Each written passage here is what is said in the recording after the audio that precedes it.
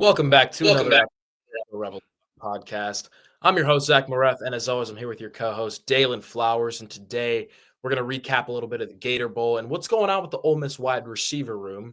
Two Mississippi natives, Ayden Williams and Noreel White, on the Ole Miss roster recently entered the transfer portal. So we're going to give you guys all the latest updates there. But I want to start out with the Gator Bowl win, which took place on January 2nd. We're recording on January 6th. It was an impressive win, Dalen, and I was happy the whole Last Dance team, whatever you want to call the 2024 squad, was able to go out with a bang because the expectations were high, and a lot of these players have been at Ole Miss for 3+ years. And Jackson Dart not only played well, but he made a lot of noise in the history books that night. Threw for 404 yards. He passed Chad Kelly with the most passing yards in a season. Mhm. I believe he joined three other SEC quarterbacks, including Tim Tebow, to total 12,000 yards or more of total offense in their careers. So really impressive night from Jackson Dart in the offense. And it was just nice to see it, Dave, because, we're looking around the SEC. Bama's losing to Michigan. You got Illinois losing to South Carolina. I'm getting chirped up here in Chicago by the Big Ten fans. So it's nice to see the Rebs go out and take care of business. I just wanted to get your thoughts on their performance against Duke. Yeah, it was obviously exciting. I think from the outside looking in, Lane Kiffin has been running his mouth for over the last month, and I Yeah. think he was able to back it up. Obviously, you look at a Duke team that I get that Malik Murphy and their second string quarterback did not play in that game, but -2 stars on the defensive side of the ball.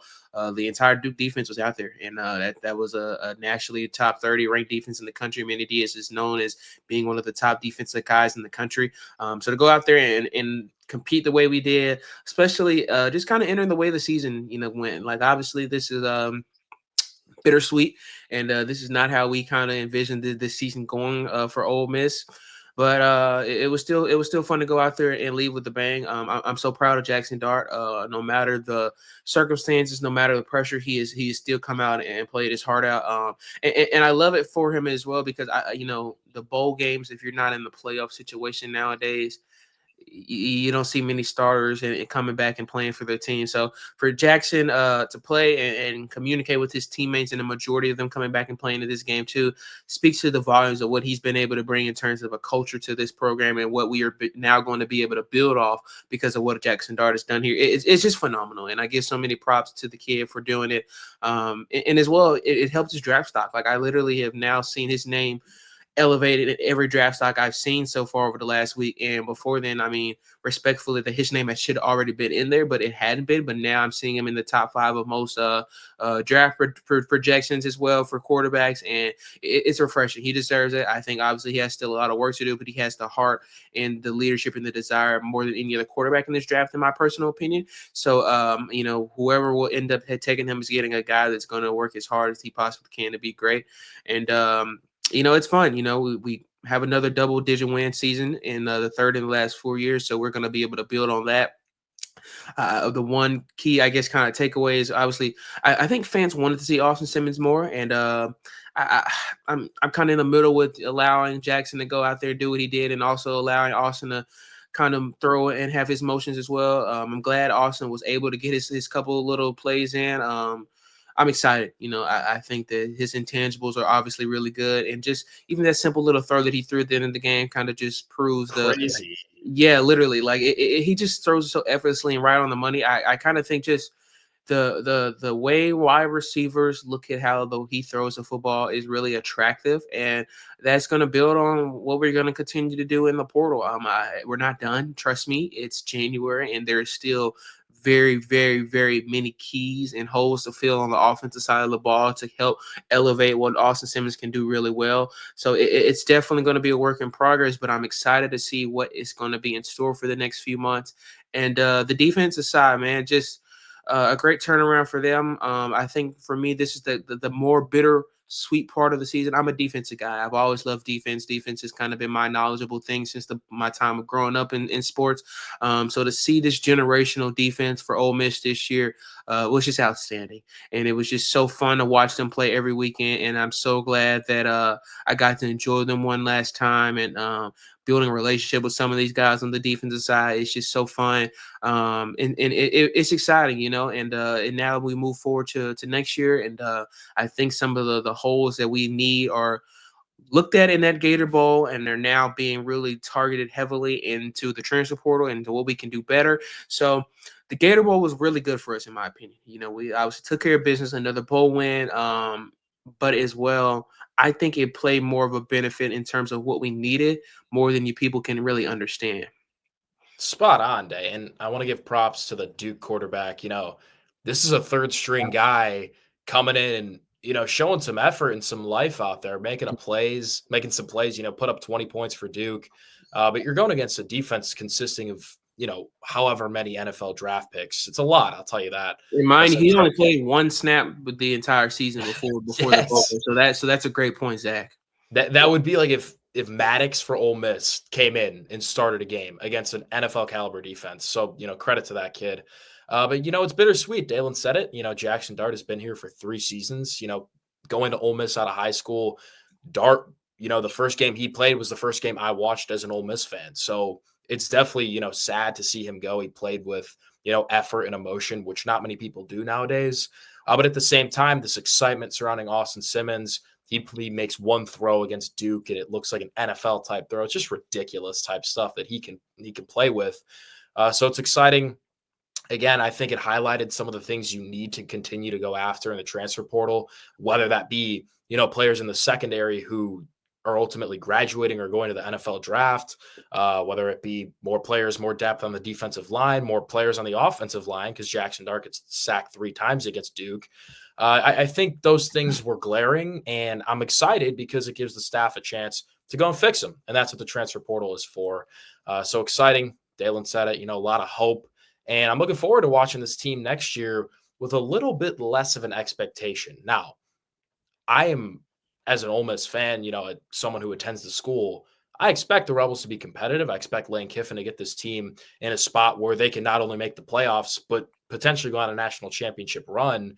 But there's a level of understanding that Ole Miss isn't in the transfer portal getting Prince Uman Mielen, Yep.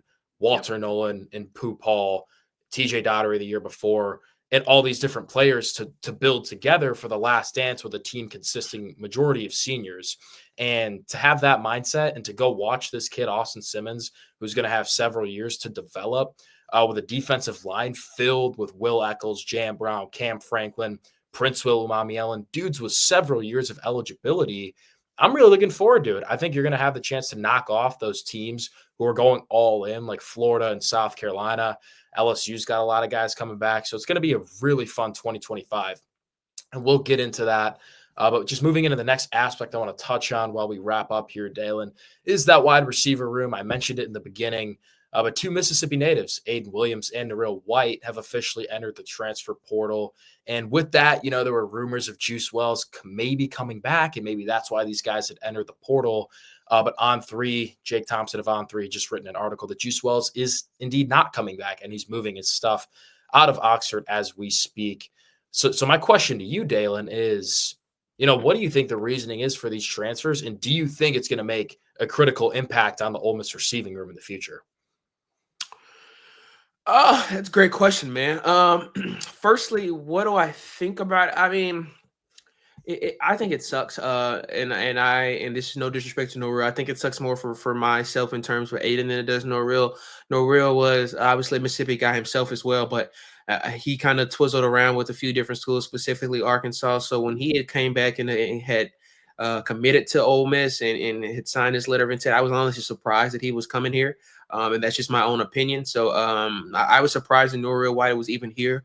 I was obviously grateful that he came here, and that helped our recruiting numbers look last year. But I was honestly surprised, so he was here. But Ayden was a guy that obviously didn't play that much, but I still think he was a really fan favorite. Like I thought that he had an exceptional potential, was a great route runner, good size, pretty good, decent speed as well, had some good hands. So for me personally, it sucks losing Ayden. I thought that he got here. And I thought he can make a difference. I just think that sometimes fits aren't meant to fit, and it sucks because I thought that he could really do some damage here for this upcoming season, regardless of Ayden Lee, excuse me, coming back, and Deshaun Stribling and Caleb Oden and Caleb Cullihan. but I still thought Ayden was going to be able to fit really well in a more of a marquee star role than we had seen him in. But unfortunately, he had more decisions to be made. And one thing I will say about this is, just because he entered his name in the portal doesn't mean he might not specifically come back. I mean, he may just be testing the waters to see what's out there for him. So I wouldn't rule him coming back out. I think it's highly not likely for him to come back, but I wouldn't rule it out. But it sucks. I think that the relationship with the fans had kind of been dealt with Ayden, and he had a really good relationship with obviously with Terry and Perkins. So it sucks, but I think that we're kind of in the testament of, and I talk to a lot of coaches, whether it's football, basketball, baseball, in the college world, and they tell me, all of them, that they focus on the transfer portal first before they even think about high school recruiting. So I think that in this situation, we look at guys like Ayden Noreel, excuse me, um, and unfortunately, they're just kind of lower down that spectrum, and when they are given the opportunity, they can either excel or do really bad. And I don't think Noreel or did either one. I just think they were kind of stuck in the middle, and we're not given the opportunities that they really hope for. And hopefully, I hope they find a place that fits them, and they do really well. It sucks though, and obviously they're going to find new homes more than likely, but we just have to move forward, and that just equips to what we have to do moving forward. And you can't make everyone happy, unfortunately. So I'm not it's not a point to lose our minds about. I still think this wide receiver room looks really good. I would love to go get one more young guy and one more experienced guy out of the portal to bring in. And I think our wide receiver room for recruiting this year is still pretty decent. So I'm not losing my mind about it. I'm not losing any sleep about it, but definitely some personal ties for it as well. They kind of suck for Ole Miss. Yeah, and I think you made a good point, Dalen. The unfortunate truth for a lot of these high school players is if you're not getting your foot in the door as a true freshman, the odds of you becoming a marquee player in your team's offense are pretty low. Yeah. And the example you can look at is Ayden Williams and Caden Lee. Caden Lee was getting snaps in that Hmm. Peach Bowl game. You know what? They told him, "Hey, look, Watkins isn't playing. You're up, buddy. Like, let's see what you got." And he balled out. He took advantage of that opportunity. And it's not that Ayden didn't, but when you're stuck behind a guy like Trey Harris, it's probably going to be a little more difficult.